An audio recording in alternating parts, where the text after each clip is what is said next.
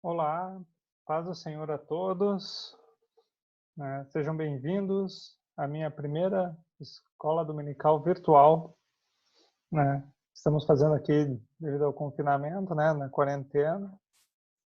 A aula de hoje, a gente está estudando aqui as lições da CEPAD, né? A aula de hoje é a lição de número 13. Primeira lição que eu vou dar aí já é a última da revista, né?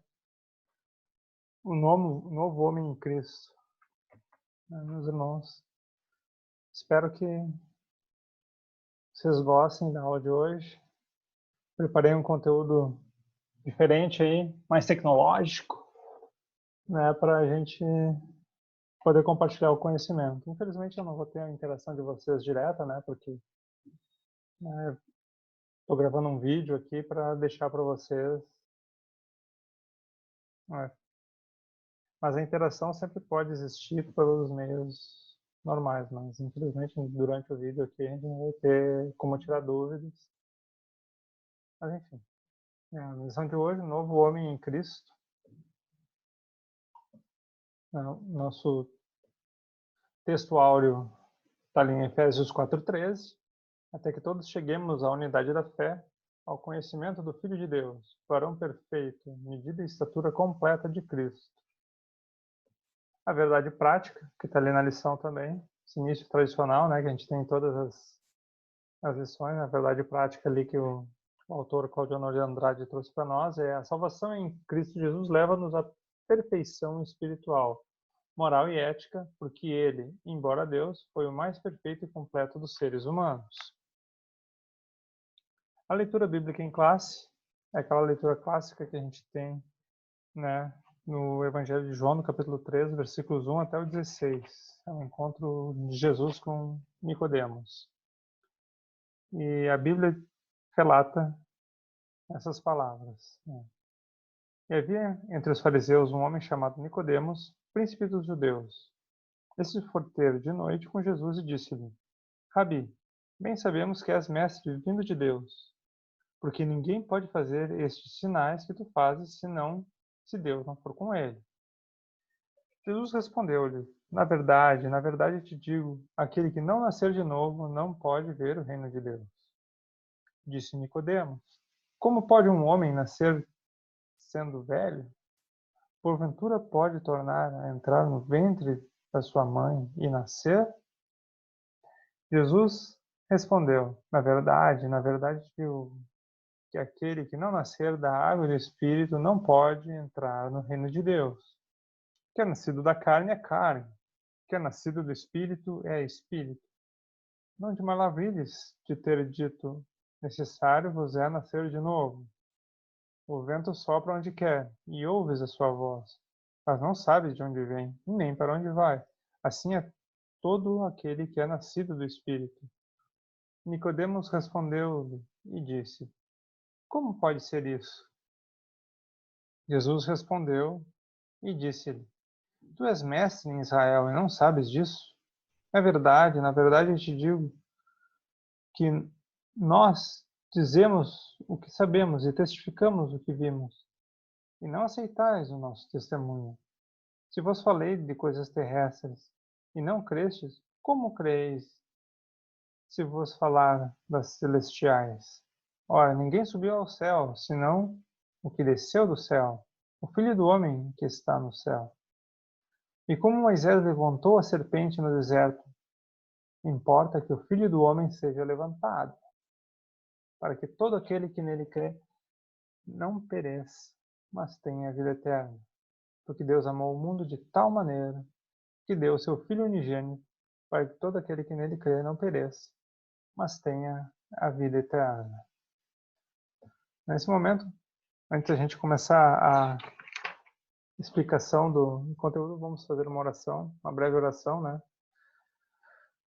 Deus amado, Senhor Todo-Poderoso, obrigado, meu Deus, por estarmos aqui, obrigado por essa aula, por essa oportunidade que temos, Senhor, de estudar a Tua Palavra, Senhor. Mesmo com todas as adversidades do mundo, vemos que Tu estás ao nosso lado.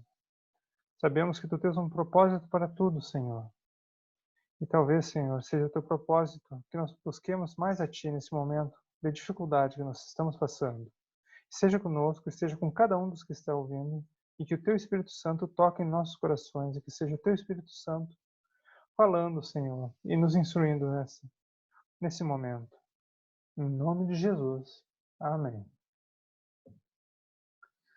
As lições que nós vimos até agora, como eu falei para vocês, né?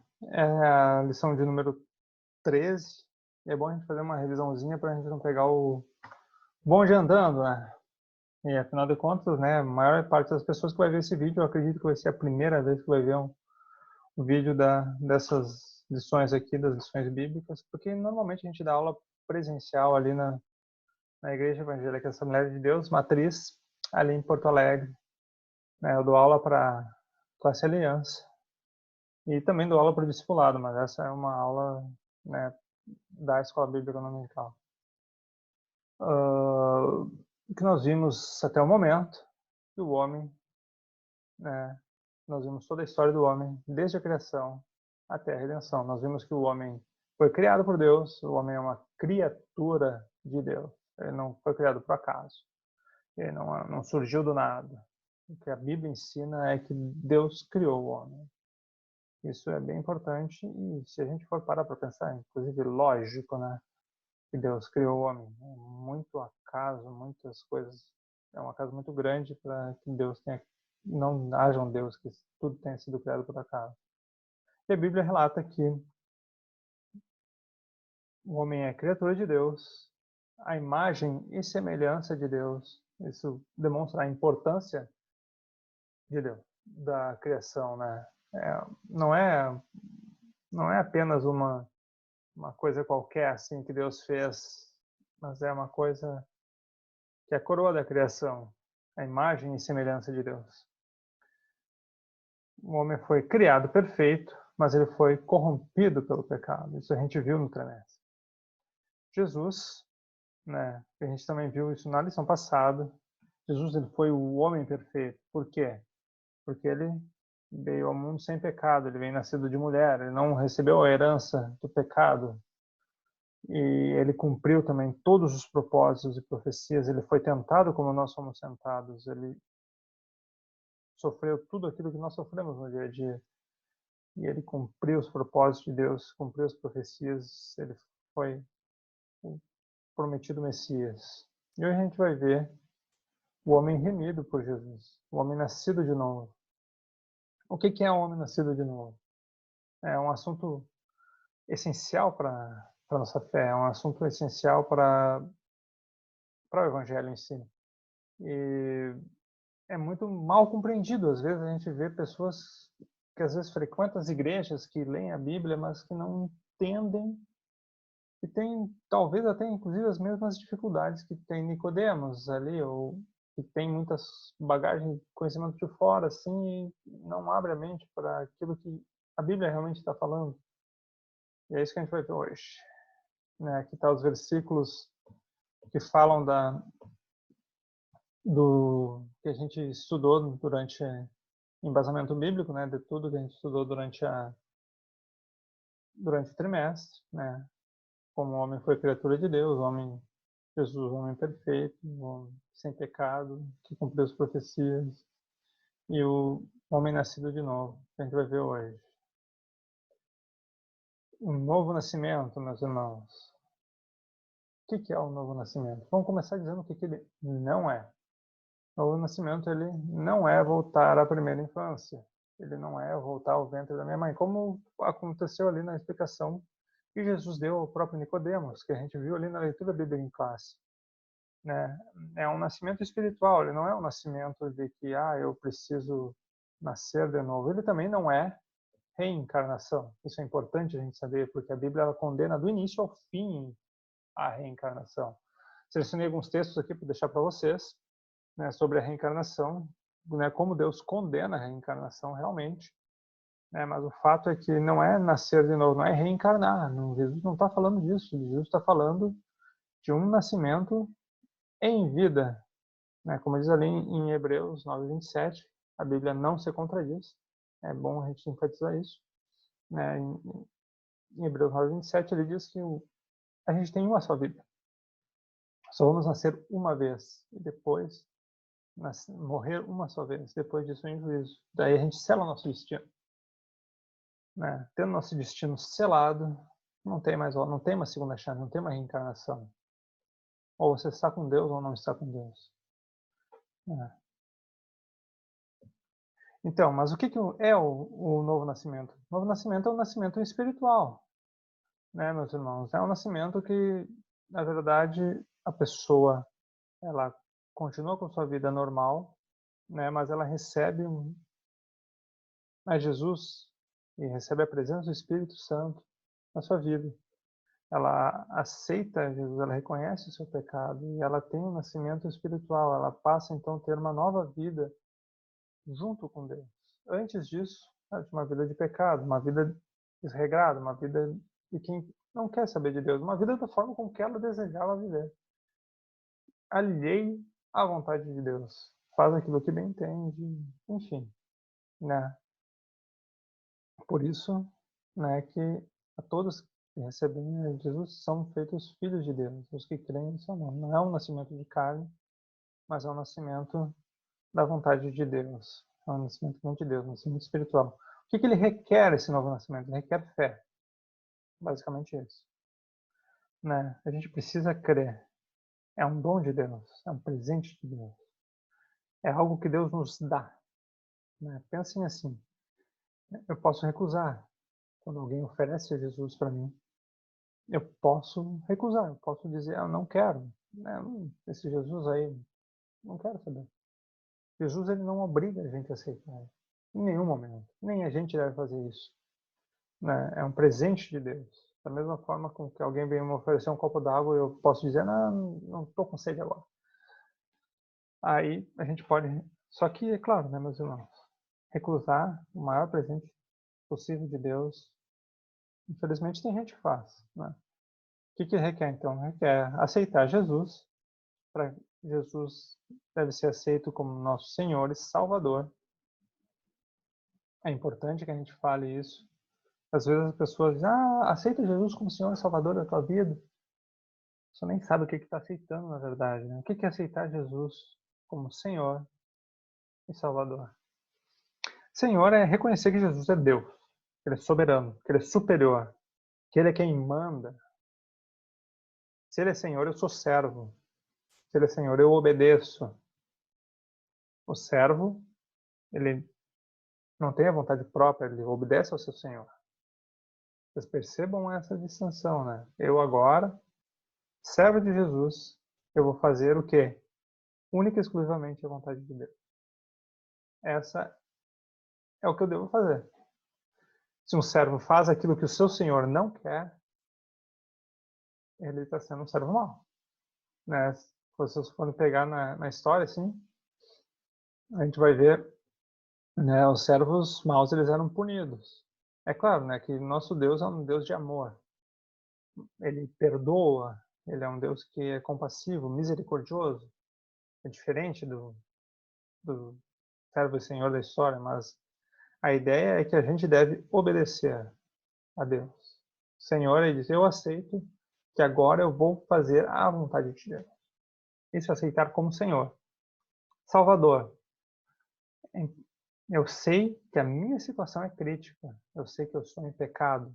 Eu sei que sem Jesus não há salvação para mim. Eu não tenho como me reconciliar com Deus se eu não aceito Jesus como meu Salvador. Eu sei que eu não sou digno de ter um relacionamento com Deus.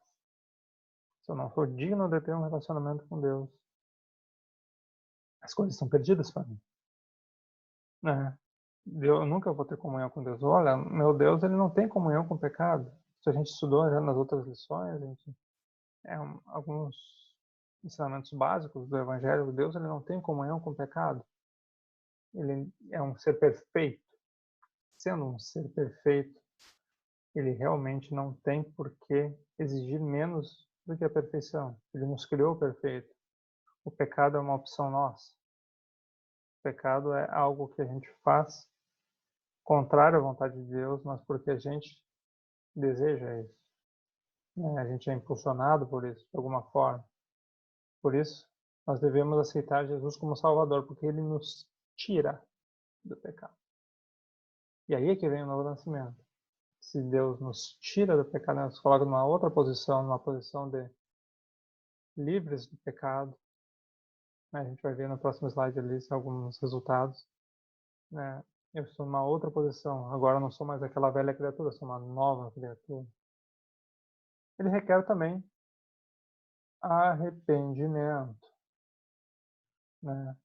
É importante a gente dizer que arrependimento não é remorso, né? Não é como muitas vezes acontece, a gente vê os presos chorando, né? Foi o cara baita criminoso chorando lá, foi preso, não sei o quê, mas faria tudo de novo.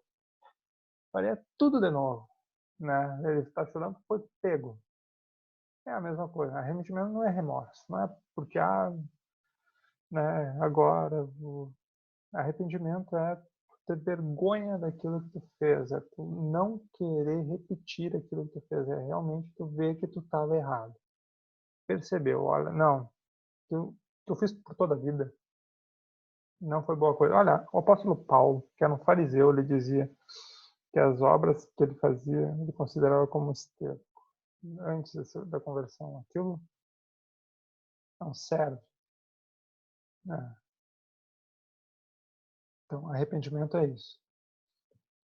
Resultado do novo nascimento, né, meus irmãos? Qual é o resultado? Eu tenho agora uma nova vida. Como eu falei para vocês, a pessoa agora tem uma nova vida, completamente nova.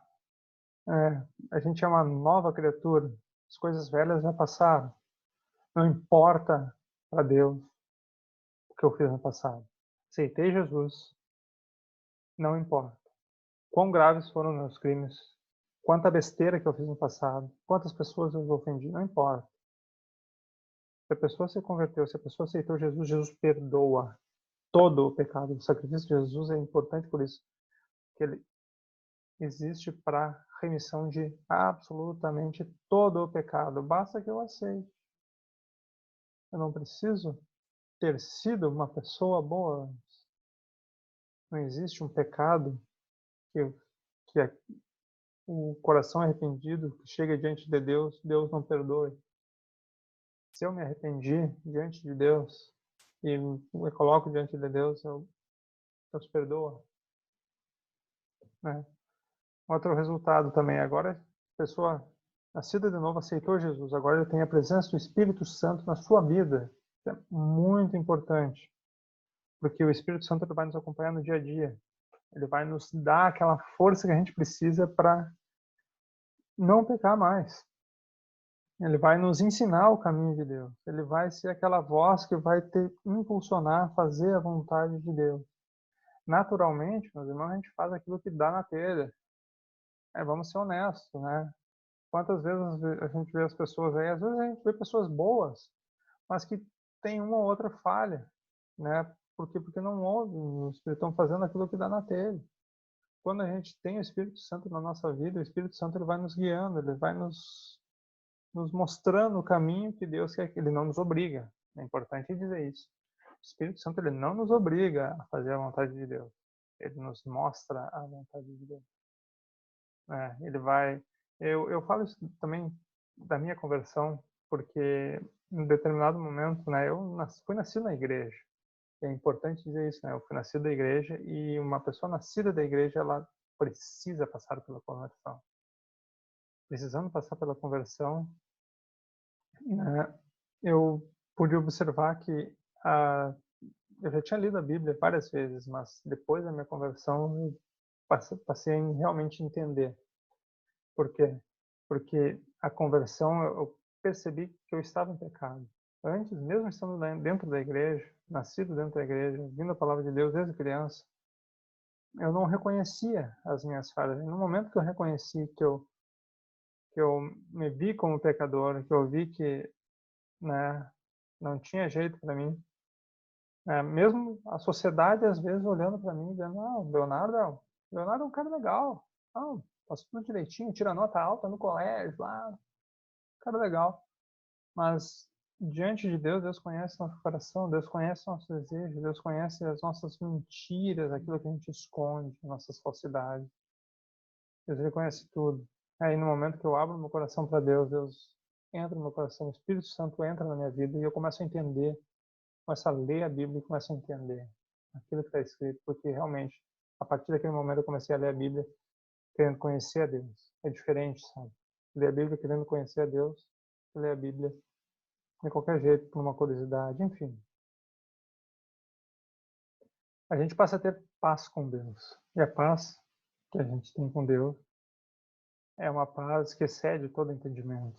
É uma paz que pode vir até agora, nesse momento de coronavírus aí. É uma paz que vai muito além. É um outro nível de paz. Só quem é convertido que sabe realmente. Né? Não é simplesmente a ausência de guerra, mas é aquela tranquilidade de saber que Deus está no controle da minha vida. Que a pior coisa que pode acontecer é alguém me matar ou que eu venha morrer por causa do coronavírus. Eu tenho a tranquilidade que a minha eternidade está na mão de Deus, que eu vou ser salvo, que eu vou estar com Deus eternamente. Isso nos traz uma paz, uma tranquilidade, uma segurança em Deus. Isso é muito precioso, meus irmãos. Essa paz só existe quem tem Jesus. A gente também tem a liberdade. Liberdade para não pecar. Isso é muito diferente, né, meus irmãos, do que às vezes a gente vê em alguns hinos lá. Ah, eu sou livre, eu posso pular, posso não sei o quê. Claro que tu pode pular, claro que tu pode. Mas uma pessoa que não tem Jesus também pode. O que uma pessoa que não tem Jesus não pode? Ele não consegue não pecar. Uma pessoa que não tem Jesus, ele não, ele pode até ter um pouco de força de vontade, sabe? E resistir uma ou duas vezes, mas vai ver que as pessoas, elas fazem aquilo que elas mesmas condenam. Quantas pessoas que a gente conhece no mundo aí que são adúlteras, são promíscuas, são, sabe, aí tu vai perguntar, tá, mas tu acha que isso é certo? Pois é, não, né, mas ninguém é perfeito, fica aquela coisa assim. As pessoas todas, elas têm algum defeito, mas só aquele que tem Jesus, tem o Espírito Santo consigo, e aí então, né, que a gente pode verdadeiramente ser livre do pecado. A gente é completamente indefeso sem Jesus do pecado. A gente acaba sendo escravo do pecado. Né? Por isso que a gente é livre estando com Jesus. Porque agora eu, convertido, eu tenho a opção. Eu posso, se eu quiser, eu posso pecar. Mas eu não quero pecar. Por quê? Porque é muito melhor estar com Deus. Eu tenho essa opção, mas eu não quero. Né? E mais do que isso, se sou tentado, eu consigo resistir, porque tem o Espírito Santo comigo.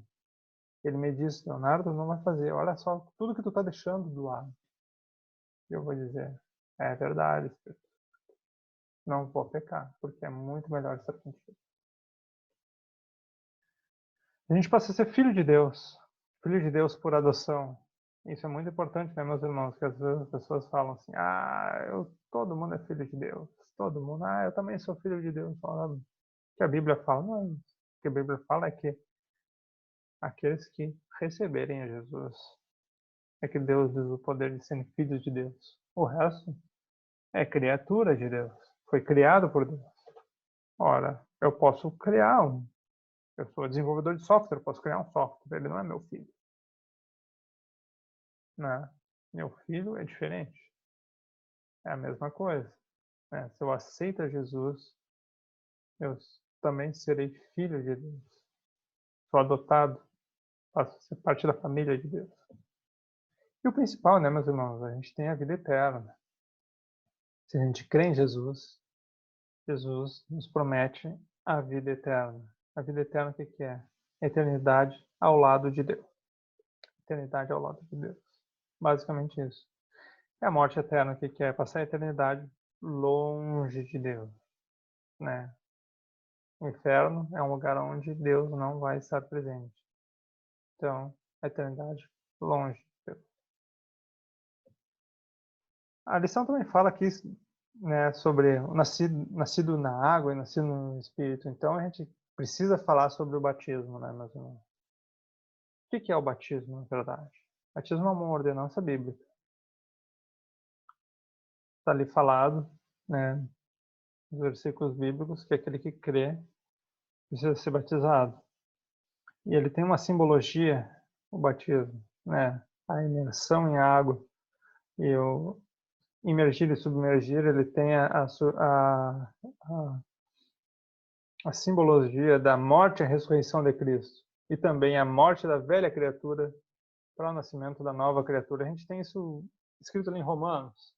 Esse texto em Romanos, eu não vou ler ele todo, mas aqui a gente vê claramente, né, meus irmãos, quando a gente observa aqui, olha só, ó, quando a gente foi batizado em Cristo, nós fomos batizados na sua morte, né? Que como Cristo ressuscitou dos mortos pela glória do Pai, assim demos também novidade de vida. E aí, e aqui fala também, olha só, com Cristo morremos, também com Cristo viveremos. Falando justamente, é o testemunho que a gente tem, né, do novo nascimento.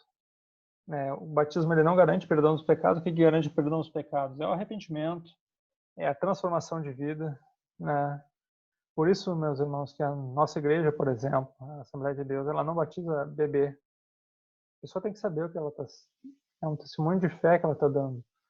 Ela não está simplesmente, né, fazendo uma coisa obrigada, um ritual para limpeza de pecados. Não, né, é algo que é posterior ao novo nascimento. Todos os casos que a Bíblia fala sobre o batismo, a pessoa primeiro aceitou, primeiro conheceu o Evangelho, aceitou Jesus. Aí ela tomou a opção. Não, eu quero me batizar. Ela pediu pelo batismo, consciente, sabendo do que ela estava se metendo. É por isso que a gente batiza adultos, adolescentes, né? Pessoa que já é uma certa idade. Não criança muito nova, porque a criança ela não tem essa consciência. Né? Então, ela é uma ordenança, ela é um testemunho de fé. Né? Aqui eu selecionei também mais um versículo ali de Mateus, né? Mostrando a ordenança de Jesus para que sejam batizados, né? Todo aquele que se converter. Um tópico novo que é importante falar é a justificação. Justificação, né, meus irmãos, é um tema muito teológico. Se a gente for parar para pensar aqui, a justificação é um tema bem complexo, porque ela não é natural para as pessoas do mundo.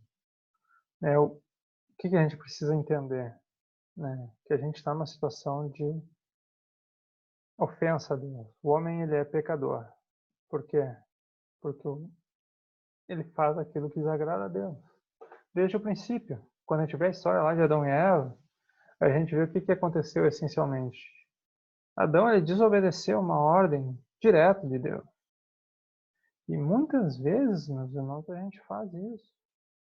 Né? Olha uma pessoa no mundo, ela faz aquilo que talvez ela não tenha consciência completa da lei de Deus, nunca leu a Bíblia na vida, mas ela faz alguma coisa ou outra que ela sabe que é errado, e ela está sabendo que está fazendo aquilo que é errado. Está mentindo, está desobedecendo alguma regra, alguma coisa. Está sabendo? A Bíblia ela é categórica, ela diz que todos pecaram e destituídos estão na glória de Deus. Eu tenho um salmo até, inclusive são dois salmos, Salmo 14 e, se não me engano, Salmo 53. Fala que Deus olhou, quando Deus olha, ele olha realmente toda a humanidade naquele momento. Deus olhou para toda a humanidade, todo o tempo. Ele não achou um justo, nenhum sequer. No sentido de que não achou ninguém que não tem pecado. Ninguém imperfeito. Né? E é importante também a gente saber isso. O pecado, ele nos separa de Deus. Nosso Deus ele é um Deus perfeito, ele é um Deus santo, um Deus justo. A história do Jardim do Éden explica justamente isso, sabe? O que aconteceu com o homem? O homem ele tinha comunhão direta com Deus. Ao final de todos os dias ele lá conversava com Deus diretamente, face a face. E aí a história conta que o homem pecou. No momento que ele pecou, ele perde a comunhão com Deus. Ele perde. Ele não tem mais a comunhão com Deus. E isso acontece até hoje. Nós nos separamos de Deus. Nós abrimos mão, né, de estar com Deus. Nós desobedecemos a Deus. Esse pecado nos separa de Deus. E aqui eu selecionei um texto de Isaías, Mostrar muito tempo depois da criação, não foi só aquela separação, a expulsão do jardim do Éden. Mas até hoje é assim. As nossas iniquidades, ou seja, os nossos pecados, fazem divisão entre nós e Deus. Porque nosso Deus, por que ele teria que aceitar alguma coisa que o ofende? Por que eu vou ofender a Deus e ainda assim ter uma comunhão com Deus? A gente não aceita. Se alguém vem e ofende a gente, ah, pois é, a pessoa vem e me ofende, eu vou ser amiguinho dele agora. Né? A gente também não faz isso. Todavia, o nosso Deus ele é misericordioso. Né? Afinal de contas, o que acontece? O que Deus disse lá no início dos tempos para Adão? Pecar certamente morrerás. E é isso que diz esse texto de Romanos. Né? O salário do pecado é a morte. O resultado do pecado é a morte. O que acontece? Se tu pecou, tu merece morrer. É a sentença. Olha, é como uma lei qualquer. Olha, por exemplo, se eu desobedecer a lei aqui do mundo, nossas leis da Constituição, e roubar. Ah, eu tenho que cumprir X anos de prisão. É a sentença. Sentença pelo pecado diante de Deus é a morte. Né? Morte, separação de Deus. Não vai mais ter comunhão com Deus. Né? E o resultado disso também, né? Eu não posso morrer por mim, porque eu estou em pecado. Não posso pagar esse preço de morte aqui. Eu não posso pagar. Por quê? Porque se eu morrer por mim, eu estarei selado meu destino em pecado e acabou. Alguém tem que pagar esse preço por mim. Nenhuma boa obra vai pagar o meu pecado. Isso é muito importante, meus irmãos. A graça é um dom de Deus. Não vem de obra. As obras são resultado. Simples assim. Obra é resultado. Não é, ah, eu sou bonzinho, eu mereço o céu. Não merece não, porque tu é o quê? Tu é pecador. Tu um dia tu ofendeu a Deus e tu não pagou a tua dívida porque tu tá vivo ainda. E se tu morrer em pecado sem aceitar Jesus, já era. Tu não consegue pagar essa dívida porque tu é pecador. Precisa que alguém pague essa dívida por ti. Não existe obra. Posso dedicar toda a minha vida a obra. Vamos fazer uma análise assim, ó. Imagina só, eu chego na sua casa agora com uma arma de fogo e mato seus entes mais queridos, mato toda a sua família. Aí tá, sou condenado pela justiça, cumpro meus 6 anos com bom comportamento lá na cadeia, né? 6 anos de prisão. Aí passo mais um tempo ali, mais um ano, fico o homem mais rico do mundo, mais poderoso do mundo. Aí eu penso, poxa, me arrependi daquilo que eu fiz com o meu irmão aqui que está me assistindo. Vou voltar lá na casa dele. Voltei lá na casa dele, olha, me arrependi, desculpa por ter matado todo mundo aí na tua casa. Eu vou te dar toda a minha fortuna, sou o mais rico do mundo, eu te dou tudo aqui que eu tenho. A resposta é óbvia, né? Não vai trazer meus entes queridos de volta. O que tu fez não tem volta. É justamente isso que acontece. O pecado eu fiz, ele não tem volta. Preciso que alguém pague esse preço por mim. Quem é que paga esse preço por mim? Né? Olha, como é que eu vou me reconciliar por Deus? As coisas se purificam com sangue. Precisa que alguém morra por mim. Então, quem é que vai morrer por mim? O próprio Deus. Vocês percebam isso? O Deus ele trouxe o juízo, mas ele trouxe a solução. Eu ofendi a Deus, mas ele mesmo vem e se reconcilia comigo. Ele veio. É uma iniciativa de Deus. Uma iniciativa de Deus porque por amor a mim. Porque, poxa, ele me ofendeu, ele não tem mais como ter comunhão com o Leonardo, coitado do Leonardo, ele vai para o inferno, não vai ter comunhão comigo. Então, o que que eu vou fazer? Eu vou lá e eu vou pagar o preço por ele. Como se eu devesse 1 trilhão para o banco. Ah, não tem como pagar. Aí o banco diz, tá, tudo bem, eu mesmo pago a tua dívida. Não existe isso. Nenhum banco vai fazer isso. Nenhuma pessoa ofendida vai buscar. Cara, não me lembro de nenhum caso disso aí. A pessoa que foi ofendida ir lá buscar a pessoa que o ofendeu e dizer, não, olha, tá tudo certo, então eu te perdoo e tu não precisa nem fazer. Antes de que tu me peça perdão, eu te perdoo. Antes que tu me busque, eu te ofereço. É isso que Jesus fez por nós. Jesus, ele se deu em sacrifício, ele foi o homem perfeito, sem pecado. Eu selecionei aqui esse texto de Isaías, que é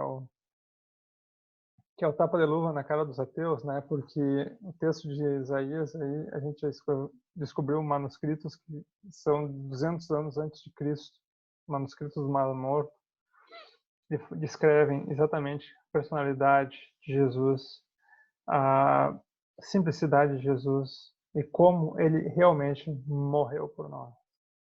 Jesus, ele fez o sacrifício que era necessário por nós. É todo um plano de Deus que vem desde lá do Gênesis para a salvação do homem pecador. E ele não nos obriga, mais perfeito isso, que ele não nos faz, ele é um Deus todo-poderoso, ele poderia me fazer crer nele, mas ele não faz, ele oferece um presente, ele quer que nós o amemos, não seja um cabresto. Né? É isso que é o sacrifício de Jesus. Ele vem e me tira de uma situação de pecado. A justiça de Jesus agora, ela é atribuída a mim. Agora, quando Deus olha para o Leonardo, ele não vê mais o Leonardo pecador, Leonardo aquele que cometeu aqueles pecados que ninguém sabia que cometia, que era tudo escondido, que era muitas vezes no coração, né? Porque às vezes a gente peca, e é o pecado do coração, é o pecado do nosso ser, é um desejo que a gente tem, é um racismo que a gente tem, alguma coisa que a gente fica reprimindo porque a sociedade condena. Enfim, né? Cada um tem os seus pecados, cada um tem as suas tentações, cada um sabe do que eu estou falando, né? Se você for fazer uma reflexão, você vai ver lá que, talvez eu tenha uma queda para um adultério, eu tenho uma queda para drogas, eu tenho uma queda para roubo, para posse, enfim. Cada um tem o seu pecado, mas no momento que Deus olha para mim, ele não olha mais o meu pecado, ele olha o sacrifício de Jesus que eu aceitei. Então, a justiça de Jesus é atribuída a mim, porque eu não sou digno de justiça, eu não fiz nada. Como eu disse, nenhuma obra minha vai reparar o meu pecado. Mas a justiça de Jesus é atribuída a mim. Por isso que, sabe, às vezes as pessoas acham, crente é tudo arrogante. Não é, não. O crente tem que ser o mais humilde de todos, porque ele tem que reconhecer o próprio pecado. O crente ele tem que reconhecer o próprio pecado para ver que não é digno de Deus. Não sendo digno de Deus, ele aceita Jesus, que a justiça de Jesus seja colocada sobre. Então quer dizer que agora, quando Deus olha para o Leonardo, ele não olha para o Leonardo, ele olha para a cruz de Cristo, o sacrifício que pagou o meu. Não existe obra minha. As minhas obras hoje, o que elas fazem? É uma demonstração de gratidão. Poxa vida, sabe, Deus, eu ofendi a Deus, Deus me perdoou. Então, de uma forma tão sublime, então eu tenho que ter uma vida que agrade a Deus. Porque o que ele fez eu não mereço. O que ele fez por mim eu não mereço. Então, o resultado é me dedicar para ele. Sou completamente independente daquilo que eu tenha feito. Não importa se eu fui um assassino, se eu fui um ladrão, se eu fui um traficante, se eu fui o pior dos criminosos do mundo. Não importa. Tem um exemplo aqui que eu trouxe para vocês, ó. Exemplos opostos.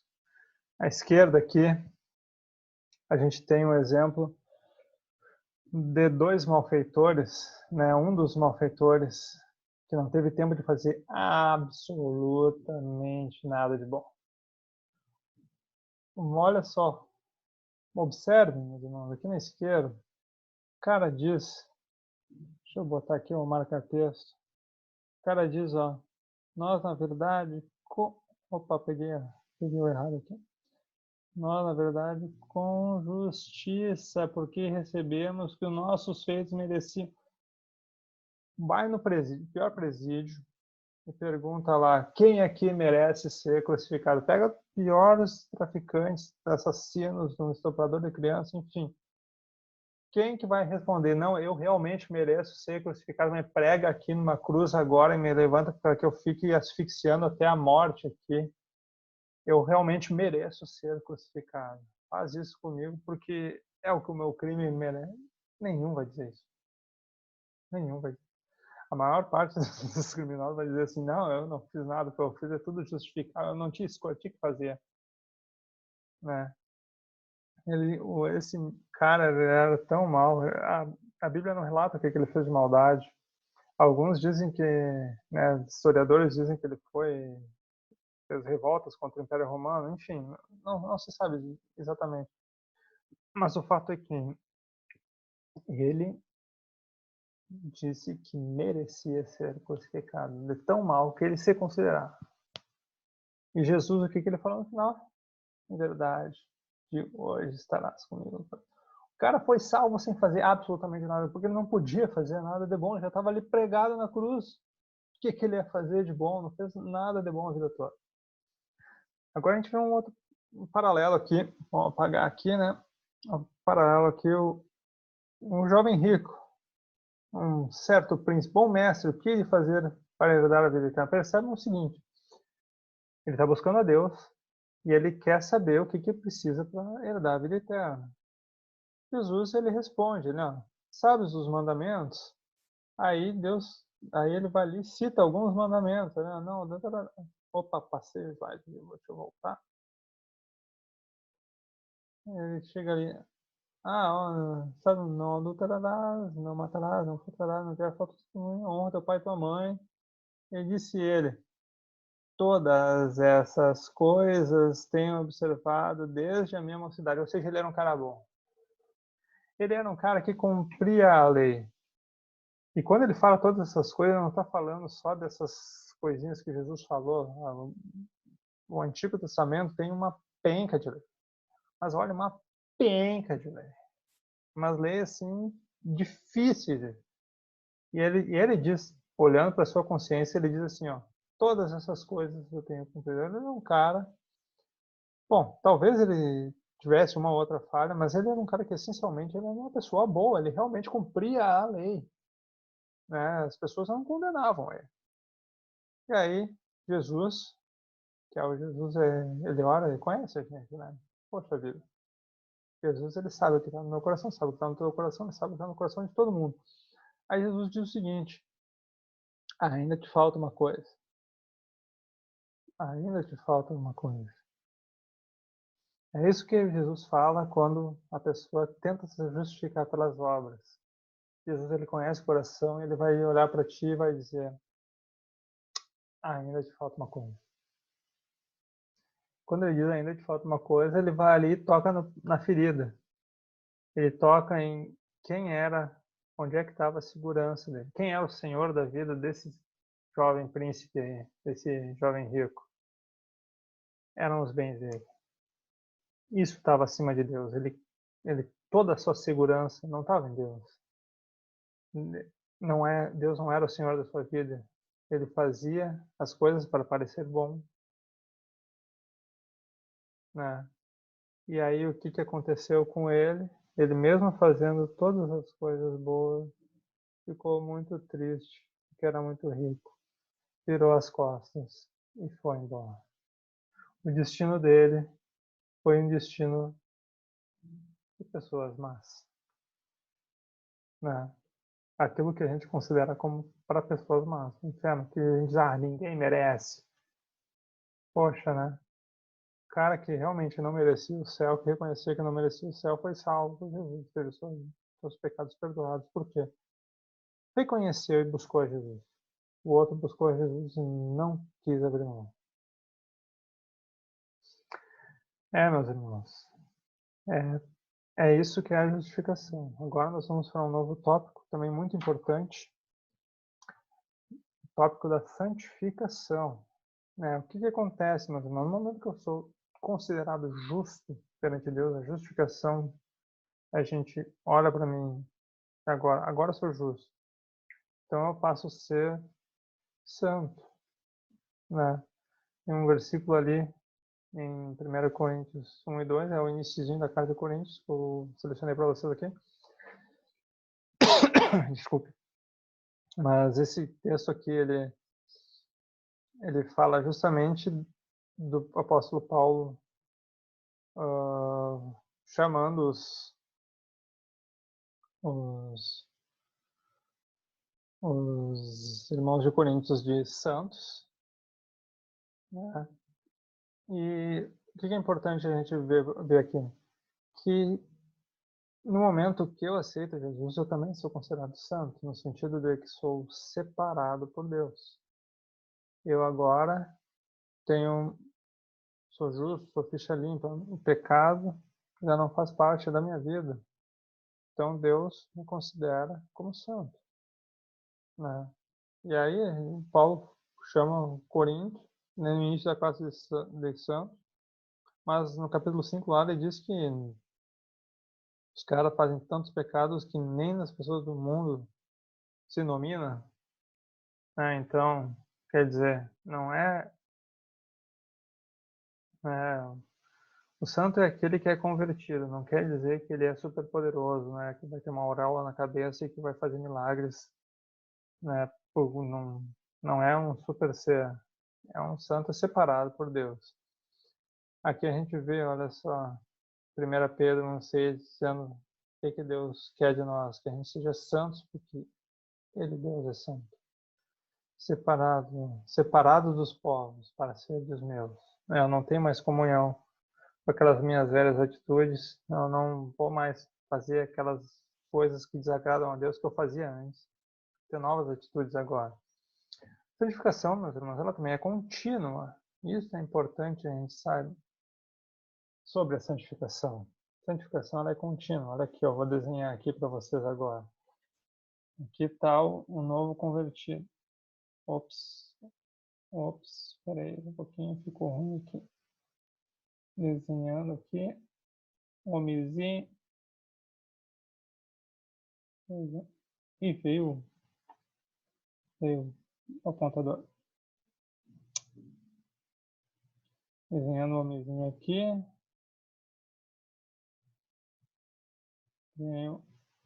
Não é à toa que eu ganhei nota baixa em artes quando eu estava no segundo grau, né? Aqui está o novo convertido, é um homenzinho de palito aqui. Tentei botar um olhinho, não consegui botar o olhinho nele. Aí o homenzinho aqui agora ele tem uma caminhada de santificação, né? Ele está no primeiro degrauzinho aqui. Ele ainda tem toda a caminhada para subir lá para cima. O que é isso? A gente vai abrindo mão dos pecados dia a dia. A gente vai aprendendo sobre a palavra de Deus, vai mudando nossos hábitos, a gente vai dando bom testemunho, a gente vai mostrando a nossa vida transformada, né? A gente sabe, tem um caminho de santificação. É algo que a gente vai seguindo por toda a vida. Olha só o que o apóstolo Paulo fala, né? Quanto a mim não julgo que haja alcançado, mas uma coisa faço, esquecendo-me das coisas que para trás ficaram, sei do pecado, as coisas que são, eu prossigo pelo alvo. Eu vou seguindo em santificação. Agora é o meu destino.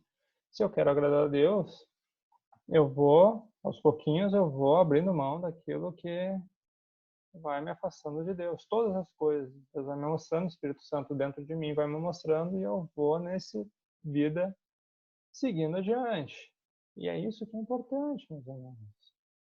Isso que é importante. É o crescimento. Crescimento espiritual, tendo experiência com Deus, crescimento do conhecimento, estudando a palavra de Deus. Eu quero agradar a Deus, eu quero conhecer quem é Deus, eu quero conhecer o Deus, a vontade de Deus. Como é que eu vou fazer isso? Lendo a Bíblia, buscando a Deus, orando. Né? E até quando que vai isso? Até chegar à estatura do varão perfeito. É Cristo. Isso só vai chegar, meus irmãos, não nessa vida, só no momento da glorificação. Só no momento que nós guardarmos a fé. Tá.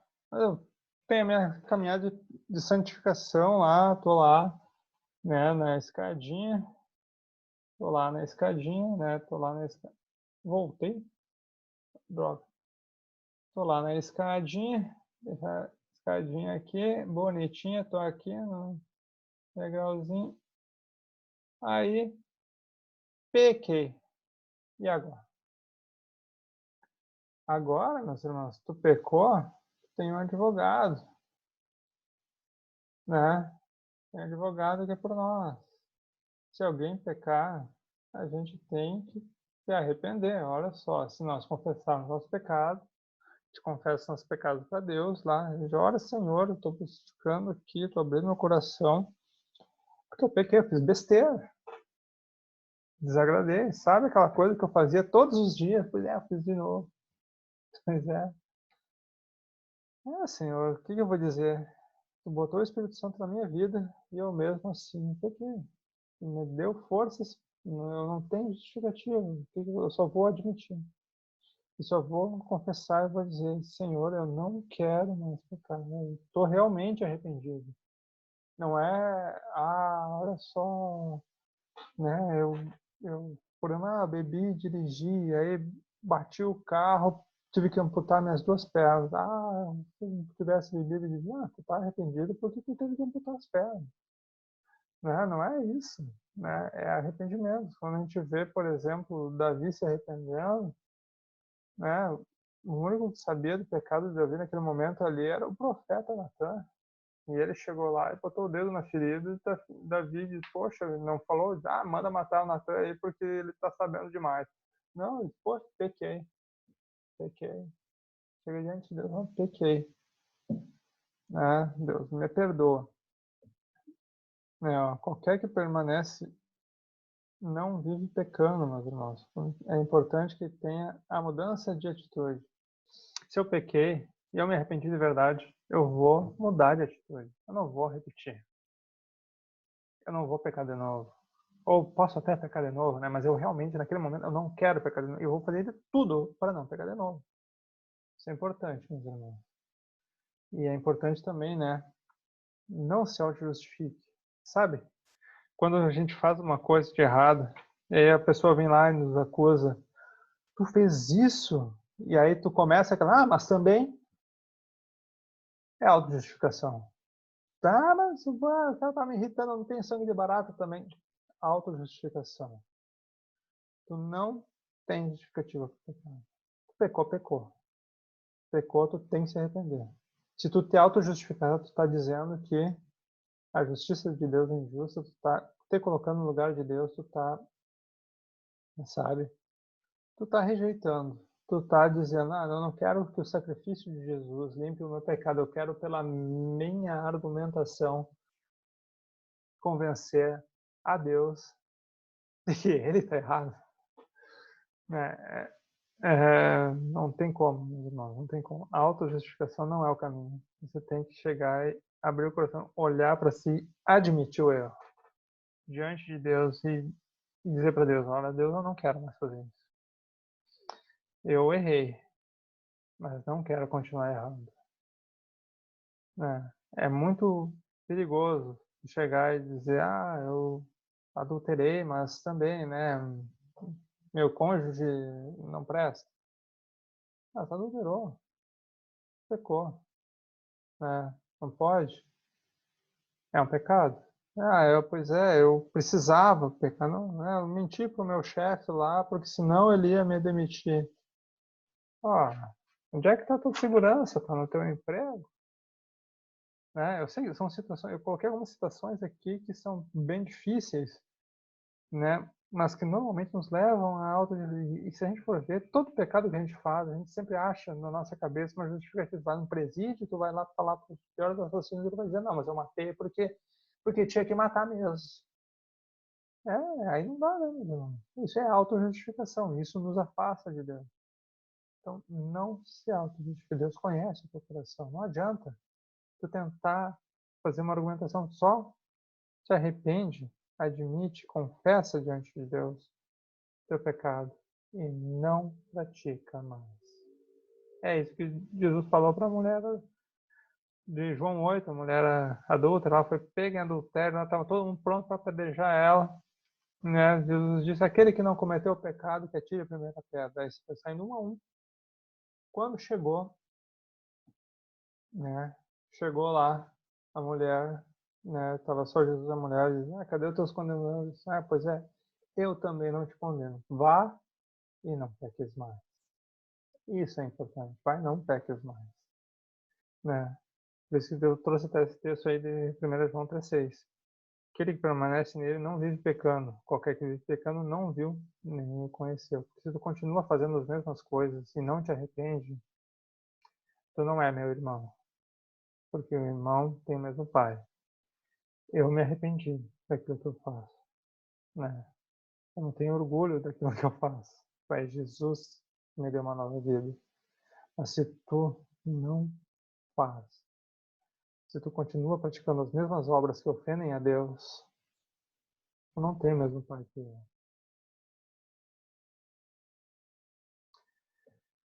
E concluindo, meus irmãos, a redenção, então, no sumário dessa aula, a redenção ela passa por Cristo, obrigatoriamente. Ele é o único caminho. E essa é a mensagem que eu queria deixar para vocês. Jesus é o caminho, não existe outro. Você quer ter comunhão com Deus, busca Jesus. Olhe para si, arrependa-se dos seus pecados e passe a buscar Deus. Isso é o essencial, meu irmão. E é essa a mensagem que eu quero deixar para vocês. Certo? Espero que não tenha sido muito chata a minha aula aí, que vocês tenham podido aproveitar e que o Espírito Santo toque no coração de vocês, de cada um de vocês, né? Fiquem com Deus, né? E que Deus acompanhe vocês agora nesse momento difícil de coronavírus aí, né? Confinamento. Não sei se eu vou ter oportunidade de falar mais alguma outra aula, eu prefiro falar pessoalmente, né?